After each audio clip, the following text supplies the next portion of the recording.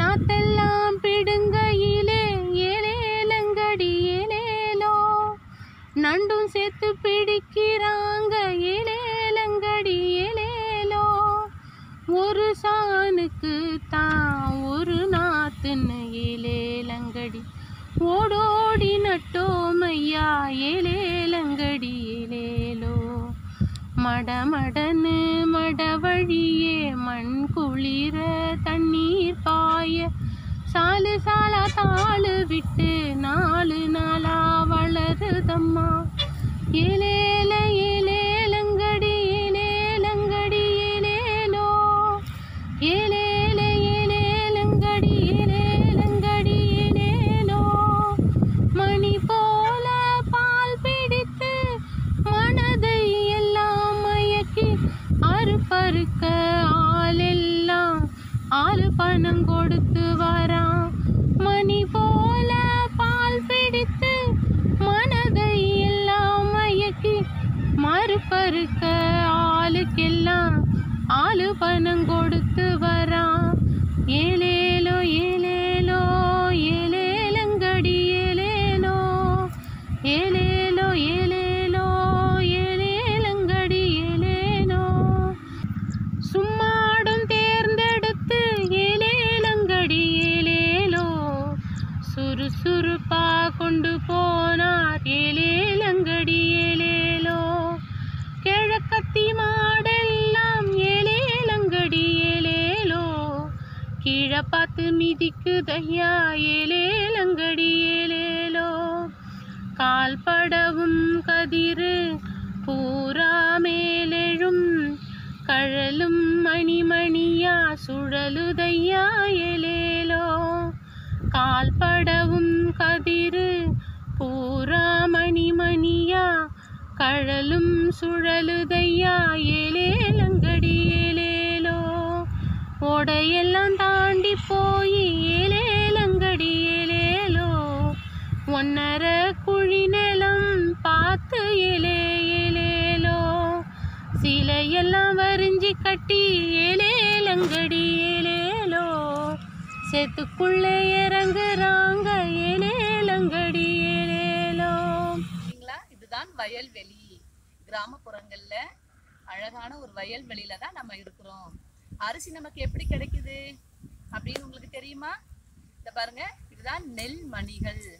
இந்த நெல் மணிகள்ல இருந்து தான் நமக்கு அரிசி கிடைக்குது. தை மாதம் அறுவடைக்கு காத்திருக்கின்ற இந்த நெற்பயிர்கள் பாருங்க, பச்சை பசேலென்று எவ்வளவு அழகாக இருக்கிறது. கிராமப்புற மக்கள் தன்னுடைய களைப்பு தெரியாமல் இருப்பதற்காக பாடுகின்ற பாட்டுதான் நாட்டுப்புற பாட்டு. வாயிலே பிறந்து செவிகளிலே உலவி காற்றினிலே மிதந்து கருத்தினிலே இனிப்பவை இந்த நாட்டுப்புற பாட்டு.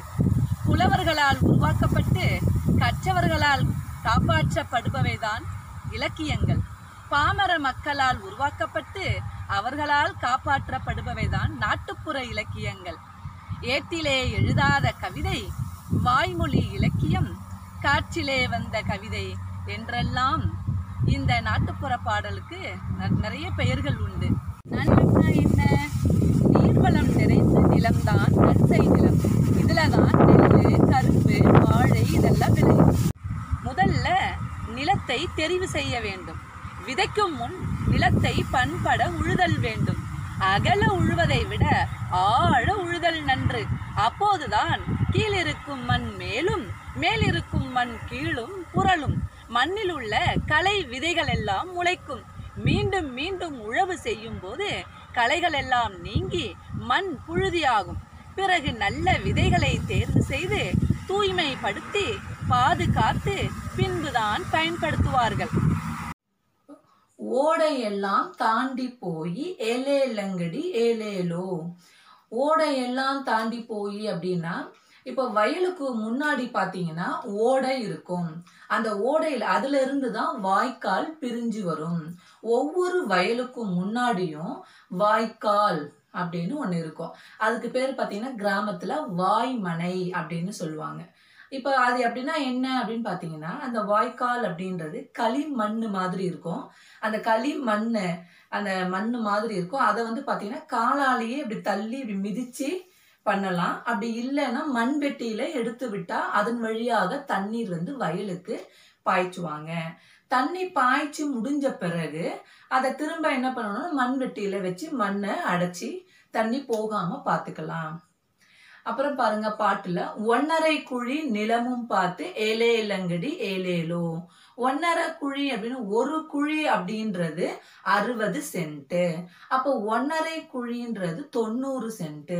இப்ப நீங்க எல்லாம் கூட கேள்விப்பட்டிருப்பீங்க இல்லையா, 1 ஏக்கர் அப்படின்னா 100 சென்ட். அந்த காணி நிலம் வேண்டும் பராசக்தி காணி நிலம் வேண்டும் என்று பாரதி பாடினார். ஒரு காணி நிலம் அப்படின்றது 132 சென்ட், அதாவது 3 குழி அளவு அப்படின்னு சொல்லுவாங்க. ஒரு குழி அப்படின்னா அது 60 சென்ட். அப்ப இந்த பாட்டுல ஒன்னரை குழி அப்படின்னு சொல்றாங்க. ஒன்னரை குழின்றது 90 சென்ட் நிலத்தை குறிக்கிறது. அவர்கள் சேற்றிலே கால் வைத்தால்தான் நாம் சோற்றிலே கை வைக்க முடியும்.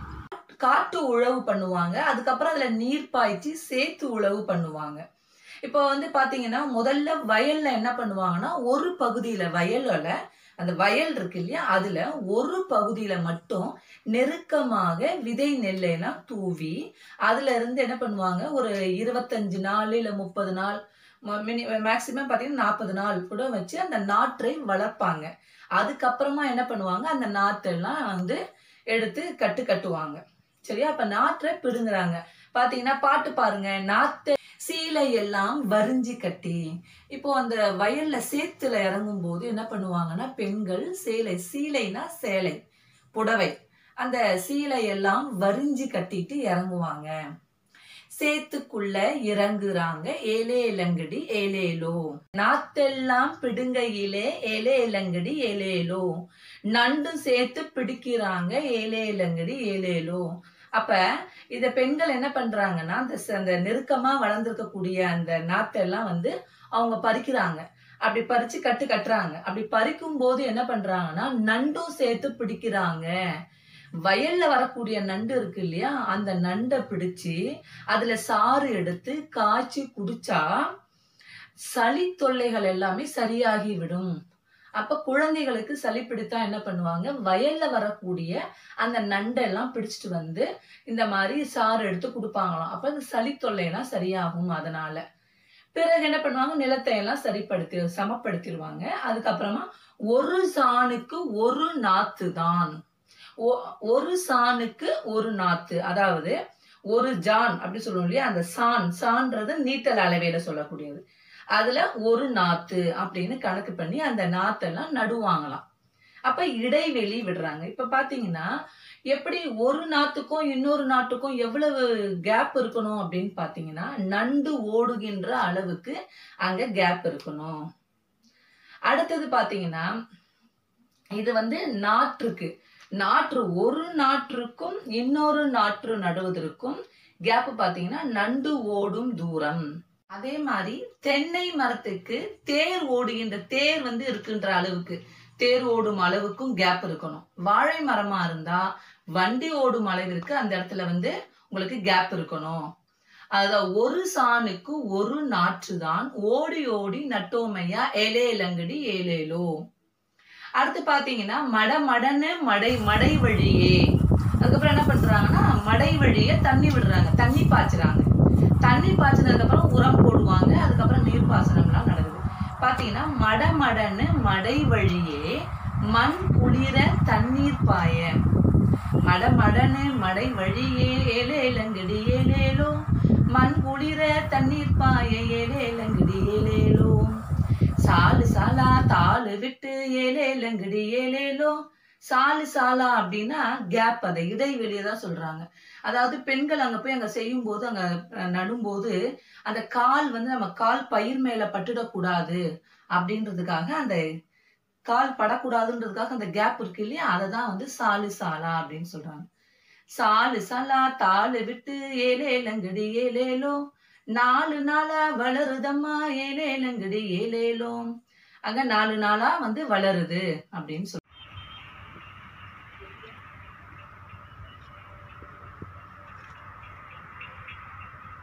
நீர்ப்பாசனம் பாருங்க, இந்த பம்பு செட்டு வழியா இந்த கிணத்துல இருந்து தண்ணி இந்த பம்பு செட்டு மூலமாக வாய்க்கால் வழியாக சென்று இந்த வயலுக்கு செல்லுகிறது.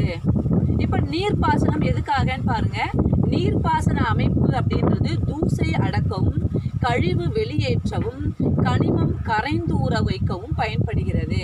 இதுல நிறைய நீர்ப்பாசன முறைகள் இருக்கிறது. வெள்ள நீர்ப்பாய்ச்சல், அடுக்கு அலை நீர்ப்பாய்ச்சல், சொட்டு நீர்ப்பாசனம், கால்வாய் பாசனம், குளத்து பாசனம் அப்படின்னு நிறைய வகைகள் இருக்கிறது. மணி போல பால் பிடித்து ஏலேலங்கடி ஏலேலோ, மனதையெல்லாம் மயக்குதம்மா ஏலேலங்கடி ஏலேலோ. அந்த பச்சை பசேல் இருக்கக்கூடிய அந்த வயலெல்லாம் பார்த்தீங்கன்னா மனதையெல்லாம் பறிக்குதான், மனசெல்லாம் அப்படியே மயக்குகிறது அப்படின்னு சொல்றாங்க. அறுப்பறுக்க ஆளுக்கெல்லாம் ஆளு பணம் கொடுத்து வரா ஏலேலங்கடி ஏலேலோ. அந்த இடத்துல பார்த்தீங்கன்னா இப்போ அப்பெல்லாம் பார்த்தீங்கன்னா எல்லாரும் தை மாதம் தான் அறுவடை செய்வாங்க. அப்படி எல்லாருமே தை மாதம் அறுவடை செய்யும் போது அந்த கதிர் அறுப்பதற்கு ஆள் இருக்க மாட்டாங்க. அதனால முன்னாடியே முன்பணம் கொடுத்து நாளைக்கு இங்க வந்துடணும், எங்க நிலத்துல வந்து நீங்க அறுவடை செய்யணும் அப்படின்னு சொல்லுவாங்க. அதுதான் அங்க ஆளு பணம் கொடுத்து வரான் அப்படின்னு சொல்றாங்க. அதுக்கப்புறம் பாத்தீங்கன்னா சும்மாடும் தேர்ந்தெடுத்து, சும்மாடுன்றது துணி சுருள், அந்த இப்ப டவல் துண்டு இருக்குன்னு வச்சுக்கோங்க, அதை நல்லா சுத்தி தலைமையில வச்சு அதுக்கு மேலதான் வந்து அந்த கதிர்கள் எல்லாம், அந்த அறுவடை செய்த கதிர்கள்லாம் தலைக்கு மேல தூக்கி வச்சுட்டு வருவாங்க. அதுக்குதான் அதுக்கு பேர், அந்த துணி சுருளுக்கு பேரு தான் சும்மாடு அப்படின்னு சொல்லுவாங்க. சும்மாடும் தேர்ந்தெடுத்து ஏலேலங்கடி ஏலேலோ, சுறுசுறுப்பாய் கொண்டு போனார் ஏலேலங்கடி ஏலேலோ. ரொம்ப அதெல்லாம் வந்து சும்மாடு மேல வச்சுட்டு தூக்கிட்டு போறாங்க, அதுவும் ரொம்ப சுறுசுறுப்பா ரொம்ப வேகமா எடுத்துட்டு போறாங்க அப்படின்னு சொல்றாங்க. கால் படவும் கதிரு பூரா கழழுதையா மணி மணியாக ஏலேலங்கடி ஏலேலோ. கழுதையானா நம்ம அந்த யானையை வச்சு அந்த மாடுகளை வைத்து மிதிக்கும் போது அந்த நெல் வேறு தாள் வேறாக பிரியுது இல்லையா, அதுதான் அவங்க கழுதையா மணிமணியா அப்படின்னு சொல்றாங்க. இப்ப பாத்தீங்கன்னா உலகில் பல வகையான தொழில்கள் இருக்கின்றன.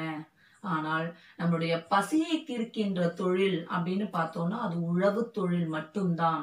அந்த பசி தீர்க்கின்ற தொழில், உழவு தொழிலை பற்றி நாம வந்து விதைப்பதிலிருந்து எப்படி கடைசியில நெல் எப்படி நமக்கு கிடைக்கிறது அப்படின்றது வரைக்கும் நம்ம பார்த்திருக்கிறோம்.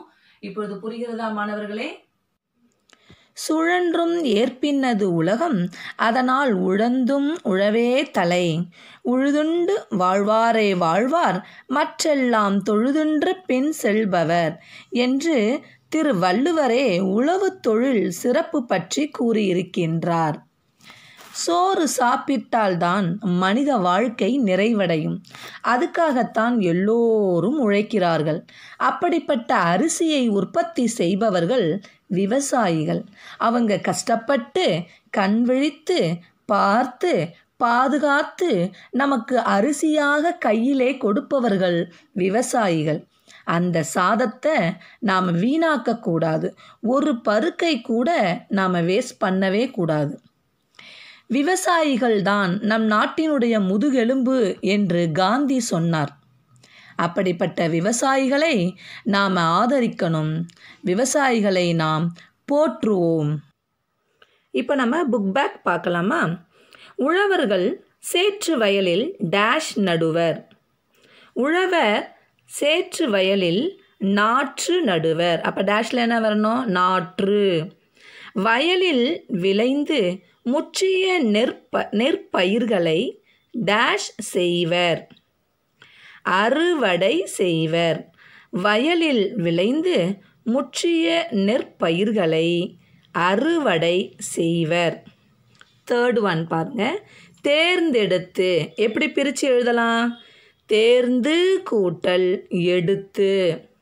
ஃபோர்த் ஒன், ஓடை கூட்டல் எல்லாம். எப்படி சேர்த்து எழுதணும்? ஓடை எல்லாம். எல்லாம் வரும்போது ஒத்த கொம்பு போட்டு யா போடணும், அந்த ஏ மட்டும் போடணும். நெக்ஸ்ட்டு பாருங்க, பொறுத்துக. பொறுத்துகையில் இங்கே 4 கொடுத்துருக்காங்க. நாற்று, நீர், கதிர், கலை. இதில் பாருங்கள், நாற்று நடுதல், நாற்று நடுதல். நீர் பாய்ச்சுதல், நீர் பாய்ச்சுதல், கதிர் அறுத்தல், களை பறித்தல். இப்போது நம்ம கிளாஸ் ஒர்க்கில் என்ன எழுத போகிறோமோ அதை பார்க்கலாம். சரியா? இப்போ இதெல்லாம் கிளாஸ் ஒர்க்கில் நீங்கள் எழுத வேண்டியது. பொருள் தருக. மணி அப்படின்னா முற்றிய நெல். மணி அப்படின்னா முற்றிய நெல். செகண்ட் ஒன் பாருங்கள். சீலை அப்படின்னா புடவை. சீலை அப்படின்னா புடவை. தேர்ட் ஒன் மடை. மடைனா என்ன? வயலுக்கு நீர் வரும் வழி. மடை அப்படின்னா வயலுக்கு நீர் வரும் வழி. சான் அப்படின்னா நீட்டல் அளவை பெயர். நம்ம இப்போ ஒரு ஜான் அப்படின்னு சொல்லுவோம் இல்லையா, அந்த ஜான் அப்படின்றத தான் அவங்க சான் அப்படின்னு சொல்கிறாங்க. பிரித்து எழுதுக. தேர்ந்தெடுத்து, தேர்ந்து கூட்டல் எடுத்து. சீலை எல்லாம், சீலை கூட்டல் எல்லாம். தேர்ட் ஒன் ஒன்னரை, ஒன்று கூட்டல் அரை. தேர்ட் ஒன் பாருங்கள். ஒன்னரை எப்படி பிரிக்கணும்? ஒன்று கூட்டல் அரை. இப்போது சேர்த்து எழுதுக. ஓடை கூட்டல் எல்லாம். எப்படி சேர்த்து எழுதணும்? ஓடை எல்லாம் அப்படின்னு எழுதணும். இந்த ஏ எடுத்துட்டு ஒத்த கொம்பு போட்டு யா போடணும். அந்த ஏவை ஆட் பண்ணணும். அவ்வளோதான். கொடுத்து கூட்டல் வாரான். எப்படி சேர்த்து எழுதணும்? கொடுத்து வாரான். ப்ளஸ்ஸை மட்டும் எடுத்துட்டு அப்படியே நம்ம ஜாயின் பண்ண வேண்டியது தான். அடுத்தது குறு வினாக்கள். உழவர்கள் எப்போது நண்டு பிடித்தனர்? நண்டு எப்பொழுது உழவர்கள் பிடித்தனர்? நாற்று பறிக்கும்போது ஆண்களும் பெண்களும் வயல் வரப்பில் உள்ள நண்டுகளை பிடித்தனர். செகண்ட் பாருங்க. நெற்கதிரிலிருந்து நெல் மணியை எவ்வாறு பிரிப்பர்? கதிர் அடித்த நெல் தாள்களை கிழக்கத்தி மாடுகளை கொண்டு மிதிக்கச் செய்தனர். மாடுகள் மிதித்த நெற்கதிர்களில் இருந்து நெல் மணிகள் மணிமணியாக உதிர்ந்தன. தேர்ட் ஒன் நாட்டுப்புற பாடல் என்றால் என்ன? நாட்டுப்புறங்களில் உழைக்கும் மக்கள் தங்கள் களைப்பு தெரியாமல் இருப்பதற்காக பாடும் பாடலே நாட்டுப்புற பாடல் எனப்படும். இதை வாய்மொழி இலக்கியம் எனவும் வழங்குவர். ஃபோர்த் ஒன் பாருங்க. போரடித்தல் என்றால் என்ன? அறுவடை செய்த நெற்கதிர்களை களத்தில் அடித்து நெல்லை பிரிப்பர். நெல் தாளில் எஞ்சியிருக்கும் நெல் மணிகளை பிரிப்பதற்காக மாடுகளை கொண்டு மிதிக்கச் செய்வர். இதற்கு தான் போரடித்தல் என்று பெயர்.